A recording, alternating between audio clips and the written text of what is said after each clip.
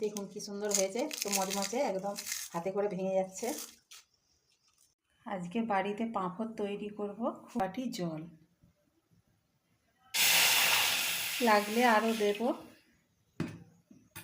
এক বাটি চালের গুঁড়ি, জলটা গরম হয়ে গেলে চালের গুঁড়িটা দেবো।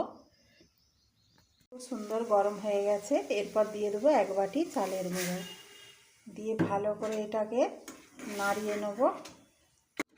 আরও এক বাটি এতে জল দিয়ে দিলাম, পাতলা মিশ্রণটা হবে। এবার পরিমাণ মতন লবণ দিয়ে দিলাম, দিয়ে এটা ভালো করে নাড়িয়ে নেব। এটা ঠান্ডা করতে দেবো। ছাদে চলে এসেছি, ছাদে প্রচণ্ড রোদ, দুটো পেপার নিয়ে চলে এসেছি। এইভাবে একটা একটা করে মিলে দেবো, অল্প অল্প করে দিয়ে পাতলা করতে হবে। যতটা পাতলা করা যাবে তত তাড়াতাড়ি শুকনো হবে। এইভাবে সব এক এক করে দিয়ে দিয়েছি, সব আমার রেডি। দুদিন পরে এসে গেছি। এক বাটি চালের গুঁড়িতে এক ঠেকা পাঁপড় হয়ে গেছে, এরপর ভেজে দেখাবো। পাঁপড়গুলো ভেজে নেব, তেল গরম হয়ে গেছে, পাঁপড় দিয়ে দিলাম।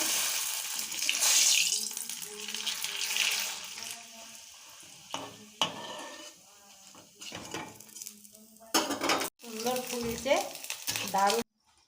দেখুন কি সুন্দর হয়েছে, তো মচমচে একদম হাতে করে ভেঙে যাচ্ছে।